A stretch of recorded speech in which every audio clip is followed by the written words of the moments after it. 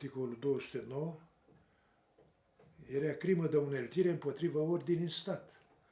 Și orice lucru era o crimă. Deci trebuia să afle toți acești criminali. Și toți acești criminali trebuiau aflați în partea întâi a demascării, care se numea demascare exterioară. A doua demascare era demascarea interioară. Pentru că toți respectivii studenți, până la data aceea, căpătaseră o educație burghezo-moșierească cu caracter dușmănos la adresa muncitorimii și că mobilierul ăsta al minții, al creierului, trebuia schimbat. Aceste creiere trebuiau spălate și spălarea lor se făcea prin aceste demascări, care trebuiau să fie total cinstite și prietenoase regimului. Scopul era să nu mai rămâie în exterior nimeni nepedepsit, să nu mai rămâie niciun dușman,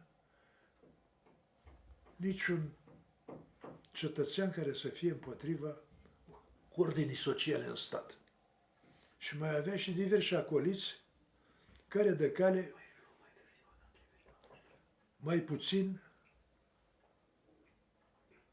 omenoși și care vreau să se distingă în măsurile represive la adresa celor bătuți. Erau și oameni de natura asta. Puteți să dați un exemplu? Da. Unul de pildă a fost Perșinaru, student la Iași, moldovean, bâlbâit.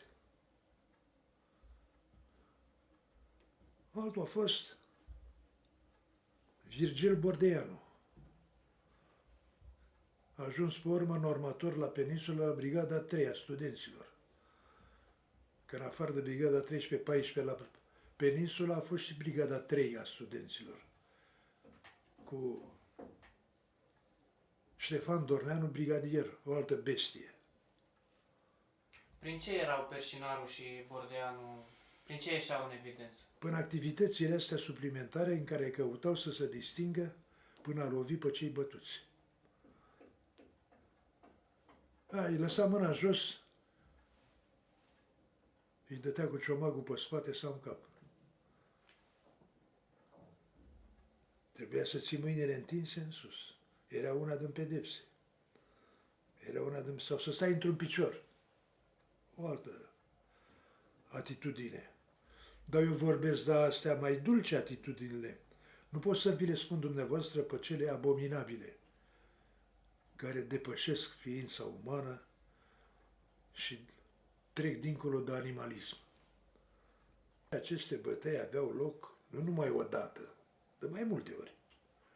Să ajungea la acel fenomen de lipsă de a mai rezista. Nu mai aveai de unde să reziști. Și în momentul acela, la o masă lungă, se așezau toți de jur împrejurul mesii, în capătul mesei trona Surcanul, el era șeful. Și lua pe fiecare. În ce mă dă sfă de mascarea, banditule? Și începeai să spui, dar cu tare lucruri nu l-ai făcut? Ia scrie treburile astea. Unii le scriau, alții nu mai erau în stare să scrie.